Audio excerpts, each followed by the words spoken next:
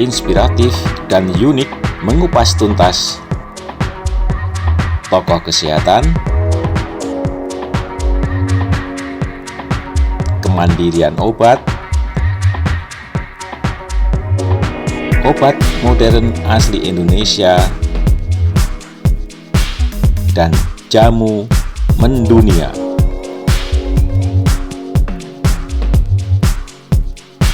Agar Kridasia Channel dapat terus berkembang, mohon dukungannya dengan like, share, dan subscribe.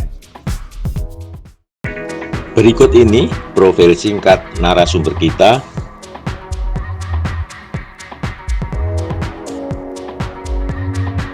Latar belakang pendidikan, pengalaman kerja, pengalaman organisasi, dan lain-lain. Apa kabar sahabat Kridasia di seluruh Indonesia? Kita mendengar, kemudian juga barangkali membaca penggunaan nanoteknologi untuk produk pangan, untuk produk obat herbal. Nah, dalam talkshow kali ini telah hadir narasumber kita, Dr. Roni Martin MSI. Beliau adalah pemegang puluhan paten produk nanoteknologi.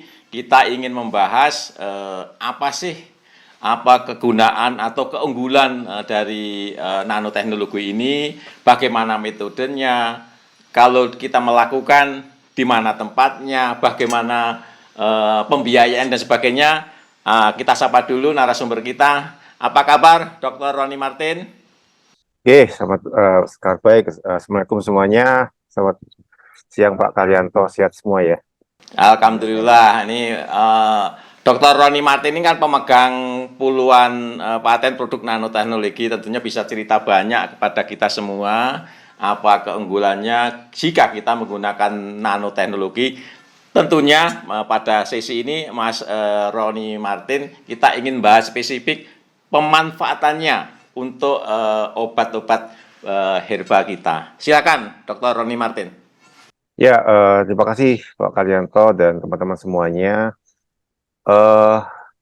Kita mulai dari mana? Mungkin kita mulai dari apa itu nano sebenarnya. Kalau nanoteknologi kan sebenarnya dari kata-kata nano itu kan ukuran. Jadi ukuran teknologi yang kita memecah suatu menjadi ukuran yang lebih kecil, itu nano. Dan kebetulan saya juga sebagai dosen di farmasi UGM dan kira-kira sudah hampir 15 tahun saya bergelut di nanoteknologi gitu ya. Dulunya banyak ngerjain obat, tapi sekarang banyak juga ke arah herbal, ya kan, khususnya jamu, gitu ya.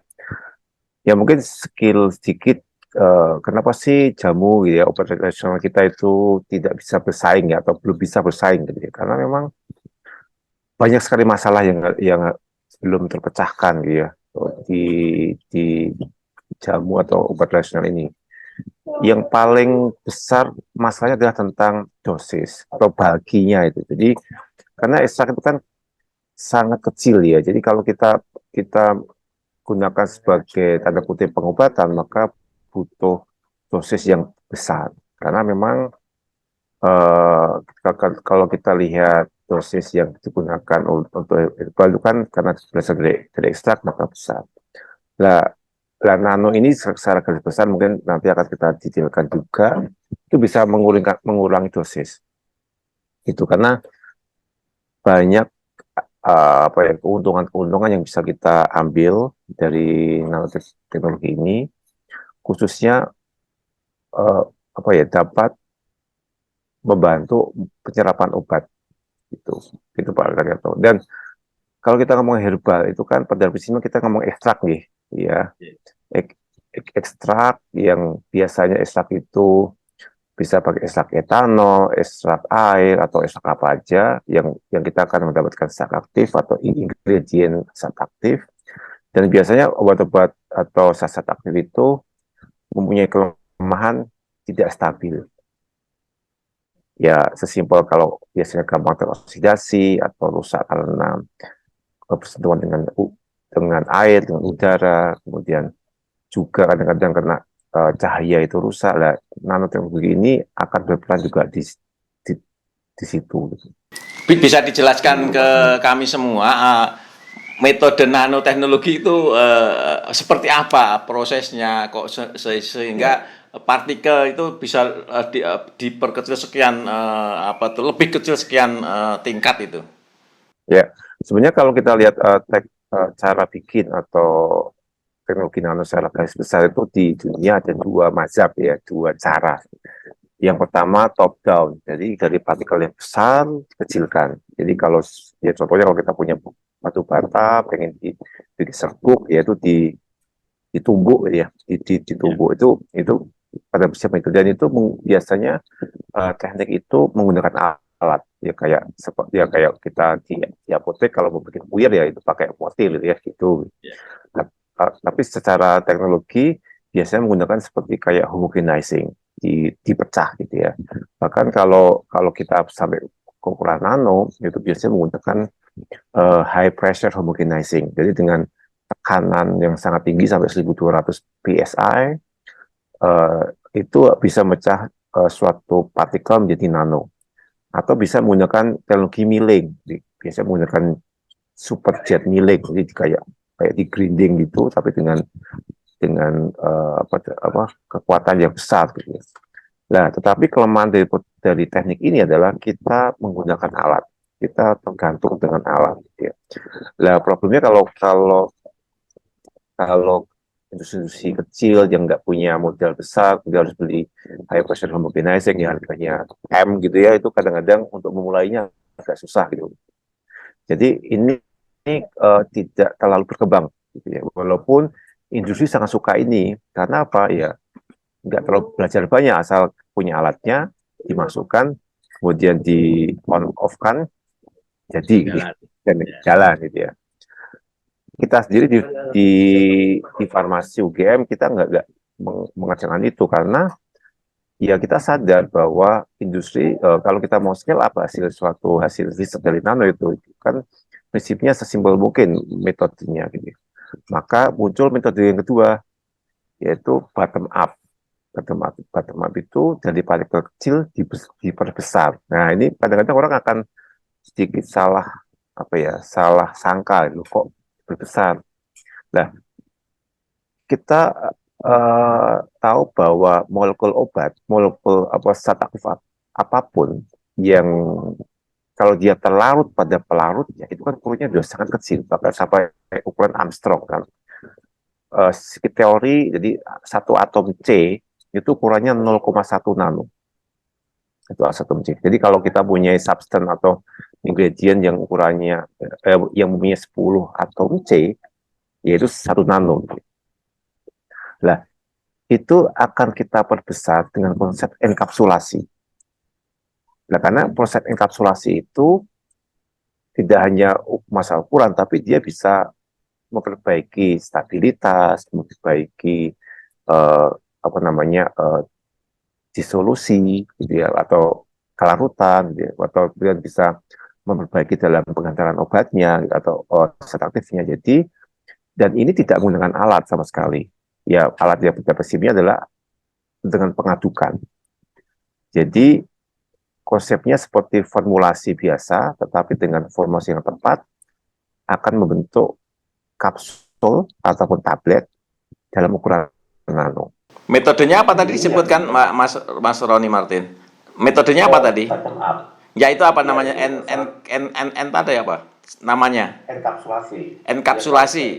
Enkapsulasi, tapi metodenya banyak sekali Pak. Nah itu kan kalau itu bagaimana? Bisa dijelaskan lebih singkat tapi dari kecil dibesarkan itu hanya dengan mengadu itu apa mencampurkan sesuatu substan atau hanya pengaduan tertentu ya? Ya itu akan kombinasi percampuran pastinya. Ada teknik nama ionik jelasi. Ionik jelasi itu memadukan antara zat aktif dan suatu polimer dengan perbedaan ion. Jadi ada perbedaan ion, positif ataupun negatif. Jadi kalau ada suatu zat aktif, kemudian ketemu suatu polimer kan panjang ya. Jadi kalau dia akan ketemu dengan suatu zat aktif yang kecil, kemudian mereka berdua itu mempunyai ion yang berbeda, maka secara apa istilahnya self assembling gitu ya, atau secara spontan si zat aktifnya itu akan dililit, Pak. Akan dililitkan karena kan ya nempel itu kan dililit. Ya, melilitnya itu adalah proses enkapsulasinya kan. Jadi akhirnya zat aktifnya itu ada di tengah. Gitu. Jadi kalau ada, karena kan kalau kita ada polimer panjang kan, sepanjang polimer itu kan muatannya sepanjang itu kan. Jadi kalau dia nempel gini kan akhirnya membeli. Nah, itu proses yang paling simpel. Dan itu namanya ionisasi. Ada yang teknik menggunakan emulsi. Mungkin teman-teman di farmasi atau yang bergerak di dunia farmasi tahu apa itu emulsi. Jadi itu adalah, ya emulsi adalah dia berbahan dasar minyak, kemudian ada surfaktan dan kosurfaktan. Ya, emosi ada namanya OW, oil in water atau water in oil. Tapi kebanyakan kita punya oil in water. Nah, oil itu kan bisa untuk mengangkut obatnya, Pak, atau dalam diekstraknya. Dengan ekstrak-ekstrak yang katakanlah diekstrak menggunakan menggunakan etanol 70% atau 96% itu kan dia suka minyak gitu ya. Jadi bisa sebagai pembawa. Bisa menggunakan mungkin ekstrak yang water based ya, atau yang suka air ya, itu bisa menggunakan kayak etosom, kemudian liposom. Jadi sebenarnya itu banyak sekali sih Pak. Jadi tergantung kita maunya apa gitu. Nah itu yang iya kalau secara garis besar yang gampang untuk dilakukan adalah yang bottom up, dari kecil dibesarkan.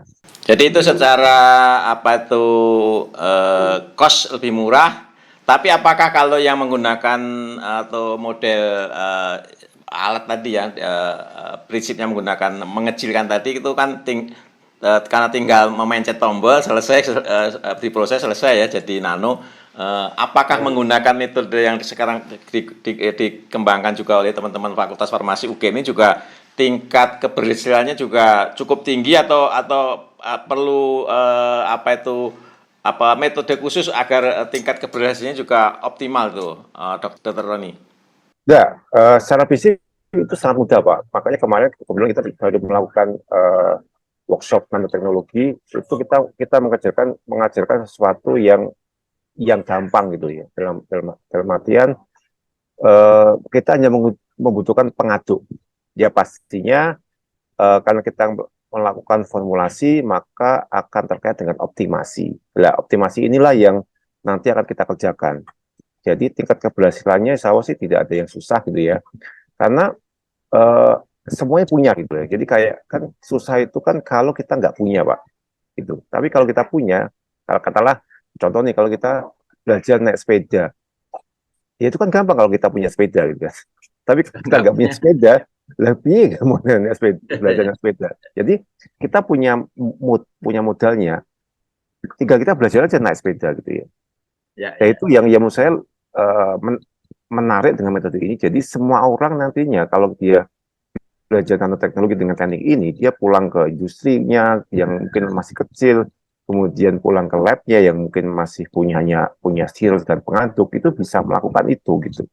Jadi akhirnya nano itu akan berkembang sehingga ya kan kalau semuanya itu mengembangkan nano kan kecepatan kemajuan dari nanoteknologi di Indonesia akan lebih cepat. Ya, karena bisa dilakukan secara individual, tidak tergantung alat yang kalau saya dengar sih kalau di di sekitar Jakarta yang punya dulu LIPI ya, sekarang beralih menjadi lembaga BRIN ya. Ya, kadang-kadang ada teman-teman yang bikin workshop nanoteknologi menggunakan alat itu ya. Bayangkan aja setelah dia selesai 2 hari belajar menggunakan alat itu, dia pulang nih ke labnya masing-masing. Terus mau ngapain? Alatnya nggak ada. Tinggal kirim serbuknya ke mesin tersebut ya. Tapi kan itu bukan belajar. Ya. Ya, itu makanya kita tidak Pak. Jadi kita kemarin ya kita juga saya punya banyak murid tiap tahun itu kan ada 15 sampai 20 orang lulus dari farmasi UGM dengan topik nano itu kan pulang ke Indonesia Timur, Indonesia Barat, yang mungkin labnya juga terbatas, itu tetap bisa bicara tentang nano. Ya, ya, ya. Jadi apa itu peluang teman-teman yang sudah di pabrikan yang sudah punya alat itu bisa diberdayakan dengan dengan metode yang diajarkan secara baik, termasuk tadi ya penggunaan zat apa kalau yang cocok ini Simplesia itu serbuk ini dengan apa mungkin campurannya dan cara pengadukannya. Kalau alatnya sendiri yang basic yang harus dipunyai apa ya? Jangan lupa tonton video menarik kami lainnya. Kalau secara pembuatan, Pak, pembuatan itu yang penting pengadukan, Pak. Ya pengadukan bebas, mau pakai stirrer atau mau pakai batang pengaduk, mau memakai apapun. Bahkan dulu waktu ada dulu ingat saya ngajari teman-teman di Cangkringan waktu ada gunung berapi itu kita bikin nano kunir asem, Pak. Jadi kunir asem kita bikin nano, itu cuman pakainya ya peralatan dapur. Ya. Jadi ya dia punya panci ataupun terus kita pakai pengaduk apa yang pokoknya yang di dapur itu kita sering diaduk. Kan yang penting formulanya. Paham. Karena kalau menggantungkan alat itu pertama juga pertama pasti kos ya, kedua juga untuk pengadaan alat ini juga tidak murah dan juga untuk disebarkan ke seluruh Indonesia sangat muskil kan dengan luasnya wilayah kita. Dengan metode seperti yang dikembangkan oleh teman-teman farmasi Gajah Mada itu hampir dapat dipastikan asal punya apa itu properti pengaduknya potensi untuk menggunakan nanoteknologi itu bisa. Kalau tingkat keberhasilannya bagaimana, Dr. Roni Martin? Kalau yang menggunakan alat itu asumsi saya stabil karena alat itu sudah didesain sedemikian rupa, jadi hasilnya sudah terukur. Kalau kita menggunakan, kalau saya bilang ini ya manual semi manual lah. Semi manual itu apa hasilnya juga cara ngukurnya gimana ini untuk kalau pabrikan yang gini. Oke, saya menggunakan alat yang sudah biasa dimiliki oleh lembaga tertentu dengan yang sistem sendiri itu kan ingin dapat hasilnya. Mengukurnya bagaimana nano yang kita proses seperti semi manual ini juga sebagus yang menggunakan mesin. Ya, sebagai gambaran, Pak, setiap tahun tuh saya ada 15 orang anak S1 yang join di grup saya. Itu 3 bulan dia bisa bikin nano, Pak. Jadi itu digambaran segitu mudah gitu kan. Maksudnya, maksudnya ya walaupun karena itu jadi gambaran real ya bahwa anak-anak S1 kita itu tidak bisa bikin. Gitu ya. Padahal mereka cuma punya waktu untuk sambil nulis paling 6 bulan, tapi 3 bulan di awal dia belajar bisa bikin nano kerja itu bahkan sampai kesediaannya. Dan itu kayak sebagai contoh kemarin saya kemudian dapat project untuk bikin sediaan body care tapi dari minyak sirih. Jadi kita mengembangkan minyak sirih yang ada di Indonesia Timur kita kembangkan untuk jadi sediaan body care. Itu kan basisnya minyak dia. Dan minyak itu kan kita bikin nano emulsi. Dan nano emulsi itu kemudian kita bikin sabun atau sabun cair, hand body, apapun itu dengan bau-bau ya khasnya rempah gitu, itu juga bisa gitu. Jadi nggak ada masalah gitu ya. Jadi sangat mudah dalam artian asal kita punya sepedanya ya kita belajar kayak belajar sepeda gitu paling seminggu bisa gitu. Kemudian tadi ya untuk melihat ukurannya dulunya saya tuh gini, dulu saya teriak nano dari tahun 2008 ya waktu itu. Saya belum punya apa-apa, Pak, di UGM, ya cuman tadi pengaduk teman-teman. Jadi prinsip dasar dari nano adalah kalau itu kita bikin suatu sediaan dalam bentuk cair, itu dia tidak boleh mengendap. Karena kalau dia mengendap, itu tidak nano, karena besar ukurannya. Jadi salah satu sediaan nano itu ciri khasnya dia tidak mengendap. Nah itu sebenarnya cara yang paling mudah ya, kalau kita nggak punya alat namanya particle size analyzer. Jadi kalau kita campur A, B, C, kita campur, kemudian di vortex atau berapa, dilihat kalau dia ngendap berarti terlalu besar. Berarti mungkin ada yang harus dikurangi nih, apa polimernya, atau minyaknya, gitu-gitulah. Seperti itu. Kemudian kedua, jangan sampai itu misah. Ya kan, kalau misah berarti kalau teman-teman farmasi semua sekian tidak boleh. Misal, mungkin. Nah, kalau dua itu terpenuhi, insya Allah nano, Pak. Tetapi, kan kita pengen ngitung nih, ukurannya berapa sih? Ya, Nah, nah ukuran itu kita menggunakan namanya particle size analyzer. Nah, kebetulan saya kemarin dapat proyek dari Rispro LPDP untuk mengembangkan nanovitamin D3. Dari uang itu kita belikan alat itu. Jadi dari tahun lalu kita di Farmasi UGM punya namanya particle size analyzer gitu, untuk mengukur kita mendapatkan size distribution dari setiap nano kita. Jadi kan itu kan kumpulan, jadi bentuknya kurva gitu, kumpulan nano itu bisa mengukur rata-rata ukuran nano di setiap kita. Nah, memang itu belum banyak yang punya gitu ya, dan alatnya cukup mahal juga. Tapi tidak, dia kalau ya, saya tadi bilang saya di 28 pihak nano pun juga bisa tanpa alat itu ya. Dan kalaupun nanti kita mau mengukur, kalau di farmasi konsepnya kolaborasi, Pak. Jadi tidak harus bayar, asal kita kolaborasi, kita sama-sama menguntungkan, ayo kita kerjain gitu. Kalau tadi udah punya alatnya nih di Farmasi UGM, hasil pembuatan nanoteknologi dengan saya sebut semi manual tadi itu apa sudah juga sebagus yang menggunakan mesin yang selama ini dimiliki beberapa lembaga tersebut ya? Iya, Pak, kita nggak ada isu, Pak. Bahkan saya punya produk vitamin D3 nano, Pak. Namanya OSDI. Ya. Menggunakan metodologi Jadi tadi no ya? issue. Yes, yes. Dan sekarang ya tadi saya lagi ngembangin sama BRIN untuk bikin tadi ada narasi tentang pengembangan minyak-minyak asli yang ada di Indonesia Timur. Agar memiliki kualifikasi nanoteknologi ya? Ya, supaya kan meningkatkan ya daya saing ya, karena kan kayak contoh kayak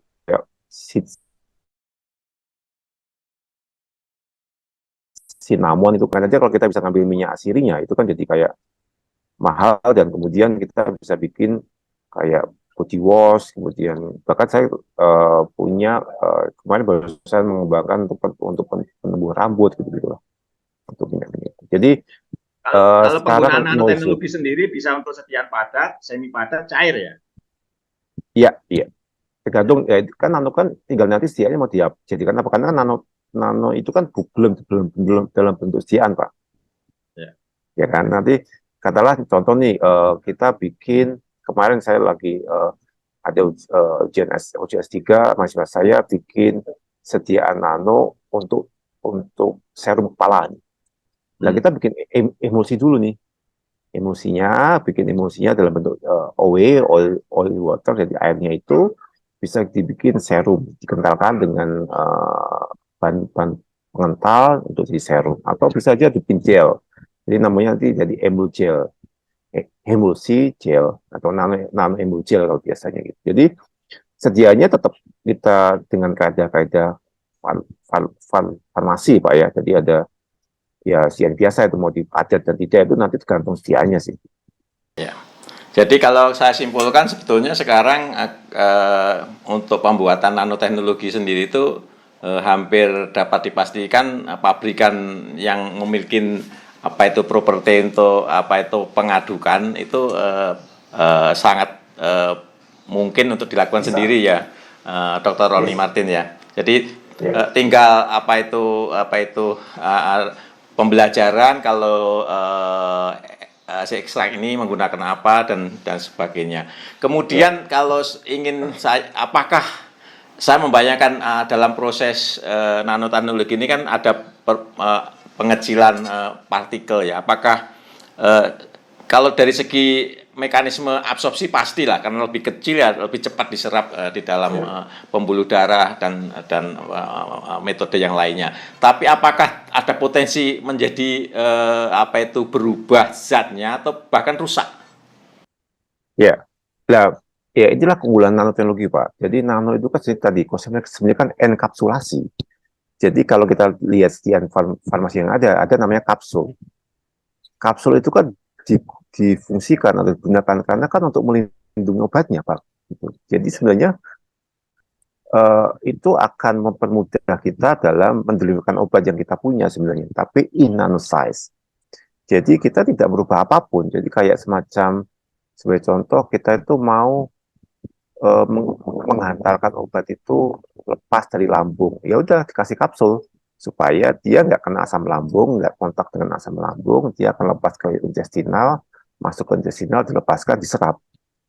Jadi isu itu nggak ada. Bahkan itu akan meningkatkan, tadi saya bilang, stabilitas dari nano itu sebagai setiaan maupun aplikasi di dalam tubuh kita gitu. Sebagai contoh untuk kesetiaan oral kan gitu. Bahkan saya punya proyek lagi jalan sekarang juga untuk bikin insulin oral, Pak. Itu kan protein yang nggak bisa kita deliverkan secara oral karena dia rusak dengan protease dalam usus, itu bisa masuk dalam darah.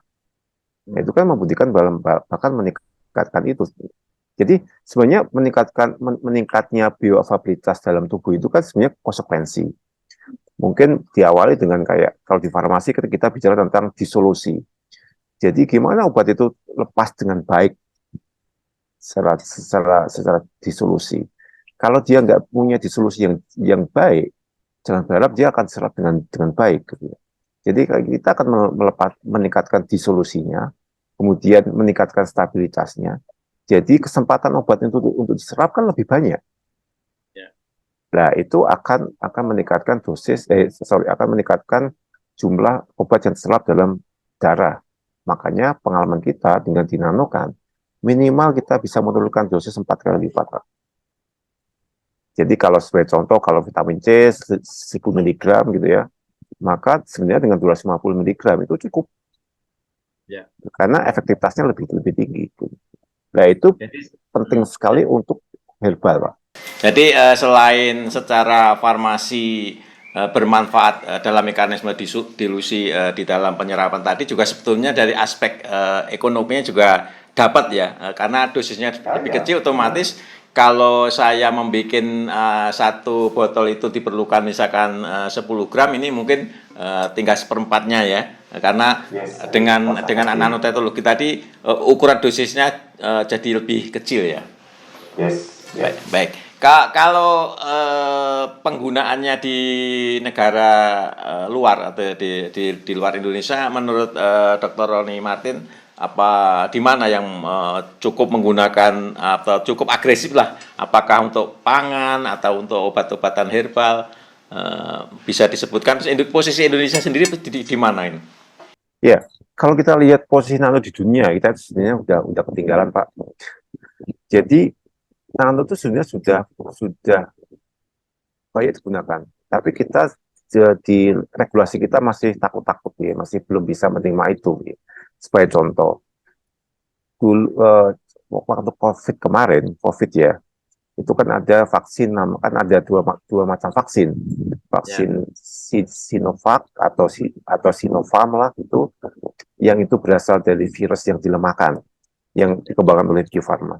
Itu jadi virusnya cuma dilemahkan, kemudian diinjeksikan dalam tubuh sebagai vaksin itu. Kemudian ada vaksin dari Pfizer atau dari Moderna. Itu adalah vaksin rekombinan. Vaksin rekombinan adalah vaksin yang tidak berasal dari whole virus, dia dari plasmid DNA atau spesies DNA rekombinan dari vaksin virus ataupun dari proteinnya. Nah, itu semua sudah menggunakan teknologi nano, Pak. Ya, tanpa disadari walaupun kita menolak kadang-kadang, tapi banyak sekali produk-produk yang sebenarnya menggunakan teknologi nano yang sudah diaplikasikan di Indonesia. Kalau di luar negeri kita sudah bisa terlihat bahwa produk kita nano teknologi. Semua selain di Indonesia ya, karena saya punya pengalaman, saya punya sediaan vitamin D itu yang D3 yang one drop one dose itu, jadi satu pemberiannya cuma 1 tetes itu, kita nggak bisa bilang nanoteknologi. Entah kenapa itu masalah di regulasi. Itu jadi kita cuma hanya teriak sesuatu yang tidak nano gitu ya. Nah itu menjadi saya jadi kayak, lah ini piye gitu kan ya. Itu tapi kira itu urusan di regulasi. Teman nano kita itu sekarang mulai berkembang. Kebetulan tahun ini saya bekerja dengan 3 industri yang lagi mengembangkan teknologi nano. Karena apa? Kasus kemarin, sediaan obat yang, ini kita sedikit ngomong obat Pak, karena sebenarnya mirip-mirip obat yang ada keracunan ethylene glycol, obat sirup paracetamol. Itu kan terjadi karena bulky sediaannya. Karena zat aktifnya kecil, kemudian pembawanya banyak, sehingga kalau terjadi apa-apa akan jadi problem kayak kemarin. Bayangkan aja kalau kita bisa bikin sediaan itu one drug, one dose. Itu kan jadi resikonya sangat kecil gitu. Dan ini lagi kita kembangkan, ada 3 perusahaan yang cukup besar yang lagi kerja dengan kita untuk mengembangkan itu. Ada 1 perusahaan herbal juga yang lagi mengembangkan. Karena herbal juga sama, herbal juga sedianya bulky Pak. Contoh ada satu zat aktif adalah angostin, ya itu kan mengandung 50 mg per kilogram berat badan ya untuk zat alkohol. Itu kan kalau di convert kan jadi 3 gram. Dan sekali minum 3 gram gimana? 3 kapsul. Kan jadi nggak friendly untuk pasien. Betul kan kalau di farmasi kan kita apapun yang kita bikin harus pasien oriented gitu. Nah, makanya dengan nano ini bisa jadi ya at least jadi 1 kapsul lah gitu. Gitu. Nah, itu sangat mempengaruhi cara pandang kita ke kesediaan, Pak. Karena memang sekarang kenapa tadi herbal tadi tidak bisa bersaing? Karena minuman banyak. Kalau kita makan sediaan TCM ya, recreational itu kan minumnya mesti 5 kapsul gitu. 6 kapsul yang besar itu. Nah, itu kan berat untuk pasien, jadi tidak nyaman, sehingga untuk meminum secara rutin nggak akan mau. Selain itu juga pemborosan bahan baku ya, karena kan harusnya bisa 1/4-nya, sekarang harus 4 kali lipat jumlah yang harus disediakan. Baik, saya tertarik dengan regulasi tadi. Regulasi apa yang membatasi atau klaimnya saja yang dibatasi atau bagaimana sih? Nggak, terus terang saya nggak terlalu tahu Pak. Mungkin kalau saya kan namanya particle size analyzer. Bahkan saya punya vitamin D itu saya bekerja sama dengan LAVIAL, mungkin Pak Kartianto tahu, dari perusahaan farmasi angkatan laut. Itu dengan kemudian semua kita validasi dengan alat kita, particle size analyzer, tapi kita juga nggak bisa berpihak nano. Kalau kenapanya terus terang saya tidak tahu ya, karena mungkin ada isu tentang toksikologinya. Tapi kan sebenarnya itulah gunanya dosis gitu ya. Ya kita sekarang lagi kebetulan saya lagi tadi kan dapat grant cukup besar untuk LPTP Rispro ya, untuk bikin sediaan vitamin D dosis tinggi. Itu kita mulai dari ya sama kayak regulasi obat, dari mulai preklinik, jadi formulasi, kemudian preklinik untuk tahu toksiktasnya gitu ya. Dari mulai akut, subkronis sampai kronis, kemudian kita mau clinical trial fase 2, fase 1, 2, 3. Jadi sebenarnya kita akan melakukan dia juga seperti obat biasa. Nah, kenapa nggak boleh teriak nano? Lah itu saya tidak tahu. Mungkin kalau Pak Karyanto punya channel ke sana bisa tanyakan itu. Karena kan regulasi itu kan kadang-kadang kita tidak tahu ya apa yang diperlukan situ. Agar Kridasia Channel dapat terus berkembang, mohon dukungannya dengan like, share, dan subscribe. Kalau untuk pembanding aja, Dr. Roni Martin, kalau kita ingin merubah sesuatu kan harus ada pembanding nih. Pembandingnya mungkin disebutkan di negara mana yang obat herbalnya itu sudah relatif sebagian besar menggunakan metode nanoteknologi, sehingga kita kalau ingin ini tak dilarang karena ini, kalau negara ini sudah tidak, berarti kan ada pembanding referensi yang barangkali itu bisa jadi regulator, karena saya paham mungkin orientasinya kan safety, patient safety ya, itu karena mungkin nggak ada pembanding, sehingga kalau ada pembandingnya yang jelas dan negara ini juga menjadi patron dalam pengembangan teknologi nano, kan juga bisa kita kompromikan gitu. Ya sama kayak tadi dari Pfizer dari Amerika, dari Moderna, kemudian dari Jerman, semua Pak, semua sekarang karena nano itu sudah nggak bisa dibendung lagi Pak, itu teknologi masa depan kita di nano. Jadi kadang-kadang kita terlalu naif ya. Contoh kemarin ada kasus berkasih eh, kita membandingkan bentuk obat OGPABE dari kita bandingkan dengan yang dari Jerman, hasilnya beda. Iya jelas beda karena mereka sudah pakai nano gitu ya, zat aktifnya. Kemudian kita bikin tabletnya, kemudian ya akan beda karena apa? Uji disolusinya beda gitu. Karena kalau nggak pakai nano, begitu dia obat zat aktif itu disolusi kena air, dia akan mengendap. Tapi kalau dengan telur nano, begitu dia disolusi, kemudian dia pecah disediaannya, kena air, dia kan tetap terdispersi. Nah itu kan nggak bisa kita bandingkan gitu loh. Tapi kan kadang-kadang kita kadang-kadang naif, kadang-kadang ini sama. Kemudian kita kadang-kadang katakanlah tanya ke mereka ini pakai apa, ya mereka akan bilang ya itu sama dengan kamu. Karena kan itu kan kayak sesuatu yang disembunyikan oleh negara-negara maju. Gitu. Jadi mungkin secara karena itu kan teknologi yang kan ini semua kayak oh ya semua akan ke arah sana. Jadi kita jangan terlalu naif gitu, kayak oh mereka tidak ngerti apa-apa tapi kok ini bagus. Nah itulah. Tapi kan kita harus tahu loh bahwa itu sebenarnya nano gitu.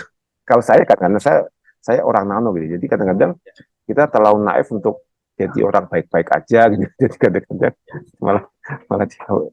Kalau produk obat herbal yang menggunakan nano itu negara mana yang menurut Dr. Roni Martin cukup unggul lah dibandingkan Indonesia? Iya, kalau kita tentang TCM ya kita ngomong tentang Cina, Pak.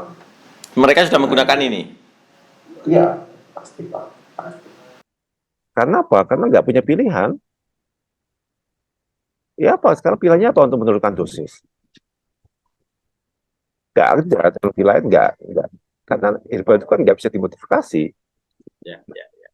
Kalau zat aktif kadang-kadang bisa untuk memperbaiki kelarutan bisa dimodifikasi, katakanlah dengan dibikin garam, ya, dikasih Na atau K gitu ya, sehingga jadi natrium diklofenak gitu atau kalium diklofenak itu bisa. Tapi kalau herbal apa yang mau digaramkan gitu. Nah, makanya Pak Kalino kita kadang-kadang ya harus tahu ya, dan kita harus mengembangkan itu untuk bisa bersaing. Kalau enggak herbal kita akan jalan di tempat, karena sedianya kan ya maaf ya akan gitu-gitu aja gitu. Tadi disebutkan ada 3 industri farmasi yang kerjasama dengan timnya Dr. Roni Martin. Berarti asumsi saya regulasinya sudah tidak bermasalah dong. Tadi kan hasilnya dari kolaborasi ini kan suatu produk yang berbasis nanoteknologi. Ya, mungkin secara regulasi nggak masalah, cuman kan kadang-kadang kita nggak bisa teriak nanonya, Pak. Oh, paham. Tidak bisa mengklaim nano ini dalam proses edukasi kepada masyarakatnya atau bahasa memberikan apa tuh klaim nilai tambah ini loh produk saya nano sehingga bla bla ya itu ya yang nggak boleh. Bukan dilarang menggunakan metode nanonya tapi silakan aja pakai nanoteknologi tapi jangan kamu klaim itu kan. Nah, tapi kan kadang-kadang susah dong. Kita kan itu butuh untuk sesuatu yang kita maui dari produk kita kan. Itu kan sebagai daya jual juga. Memang punya nilai tambah kan. Iya, Pak. Saya paham. Jadi saat tadi kita nggak boleh melakukan nanoteknologi. Apa alasannya? Wong ini kan tidak mempengaruhi apa itu struktur molekulnya, tidak ada kerusakan dari zat aktifnya. Cuma tadi ya bagaimana setelah kita jadi bisa kita klaim ini loh produk herbal saya. Misalkan ini minyak atsiri saya sudah nanoteknologi, ini produk kapsul saya sudah nanoteknologi. Itu yang dilarang ya. Tidak boleh, belum boleh. Belum boleh. Jadi kayak produk yang tadi vitamin D saya itu kita cuma bisa bilang vitamin D larut air. Karena vitamin D kan larut lemak nih, jadi kita bisa bikin vitamin D larut air. Jadi kayak ya indirect lah. Kalau itu boleh. Ya, boleh, tapi kan bukan direct kita. Iya paham, tapi ya paling enggak masih punya kelebihan yang selama ini vitamin C larut di dalam air, larut bisa larut dengan air karena menggunakan nanoteknologi tadi kan. Baik. Saya kira kalau saya sarankan teman-teman dari Fakultas Farmasi Gadjah Mada membuat satu kajian komprehensif disampaikan paling ya dua lembaga penting dalam hal ini mungkin Badan POM sama Kementerian Kesehatan, karena saya paham kan ke depan ini kalau semakin banyak kita menggunakan bahan alam itu kan juga harus kita pastikan jangan terlalu boros penggunaannya. Nah, dengan dosis yang bisa diperkecil dalam arti jumlah volume raw materialnya itu bisa dikurangi seperempatnya. Ini kan juga pertama menghemat dari segi penggunaan bahan alam kita. Keempatnya juga secara ekonomi pengusaha itu bisa mendapat keuntungan menjadi 4 kali lipatnya. Karena apa? Kalau tidak pakai nanologi kamu perlu 1 kilo bahan baku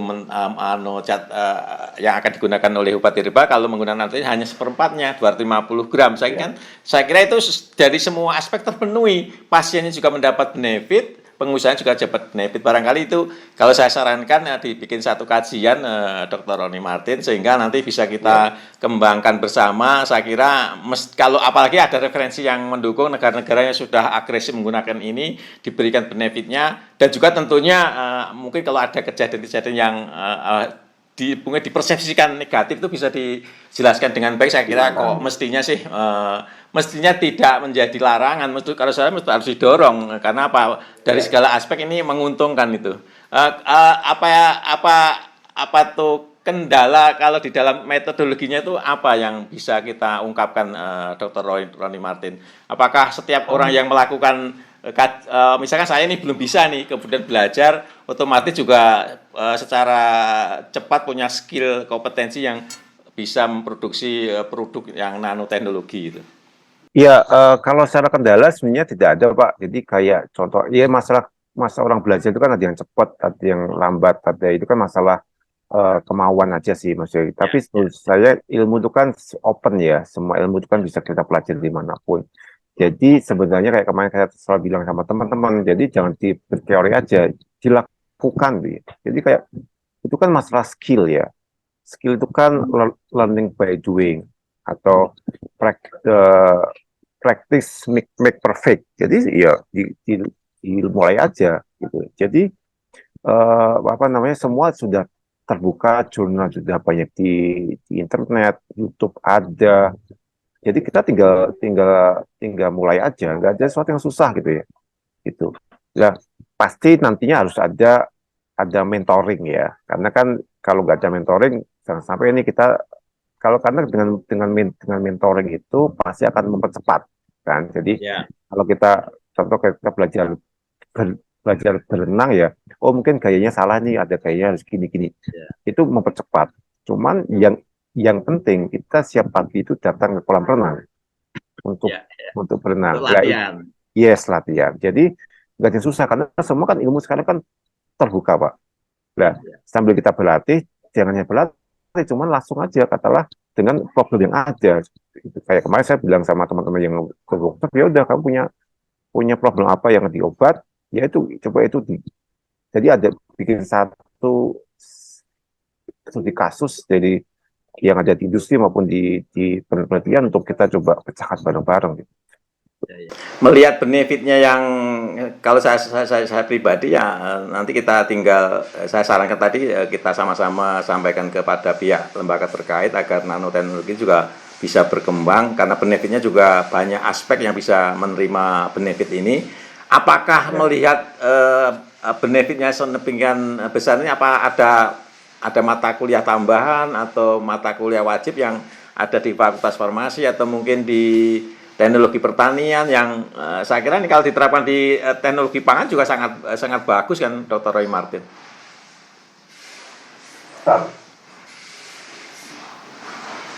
Tapi belum menjadi mata kuliah tambahan atau mata kuliah wajib ya? Udah, Pak. Jadi kalau di farmasi kita kan ada mata kuliah, kalau di farmasi adalah sistem pengantaran obat sama teknologi farmasi. Jadi itu menjadi mata kuliah dalam dua gitu. mata kuliah itu ya.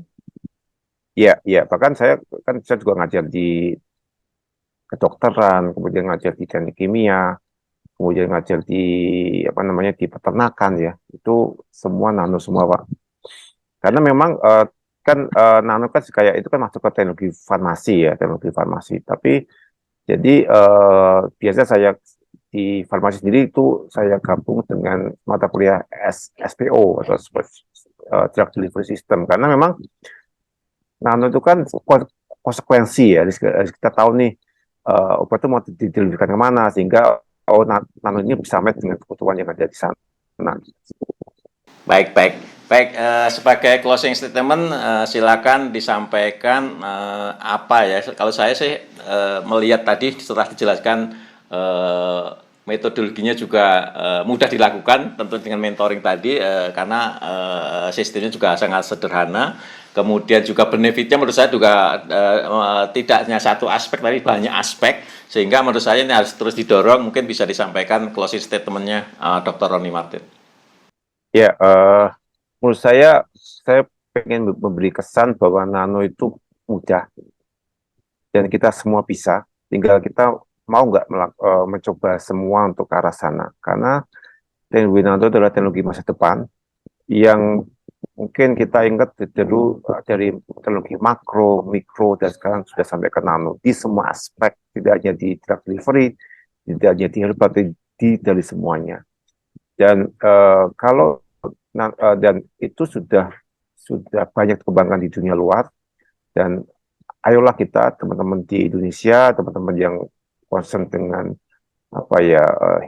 herbal atau jamu, ayo kita sama-sama untuk ke arah sana, karena salah satu cara untuk meningkatkan proliferasi dari jamu atau herbal itu adalah dengan teknologi ini, gitu ya, karena memang ini menjadi kunci dari semuanya. Bahkan saya punya tagline untuk jamu adalah One Heritage Meet Teknologi. Dalam ini adalah nanoteknologi. Itu akan meningkatkan semuanya. Terima kasih Dr. Roni Martin. Saya kira dari perbincangan kita ini, kita juga kalaulah klaim itu belum bisa disetujui karena ada regulasi yang belum menaungin, saya kira kalau kita lakukan pun dan produk kita jauh lebih berkhasiat karena jadi mudah diserap dan juga secara ekonomi juga memberikan nilai tambah untuk pengusaha, saya kira lakukan saja, nggak boleh diklaim tapi juga menyembuhkan lebih cepat, kan itu juga satu, tinggal mungkin metode komunikasi kepada atau pasien atau pengguna sehingga tidak melanggar peraturan yang sekarang memang belum membolehkan tadi, tapi secara metodologi bisa dijadikan satu keunggulan produk-produk herbal kita yang ke depan memang harusnya teknologi nanoteknologi menjadi pilihan karena banyak aspek yang menguntungkan. Terima kasih Dr. Roni Martin perbincangan kali ini, mudah-mudahan nanoteknologi terus berkembang di Indonesia. Sampai jumpa. Terima kasih Anda telah menonton Krida Sehat Channel. Terus berikan dukungan dengan like, share, dan subscribe.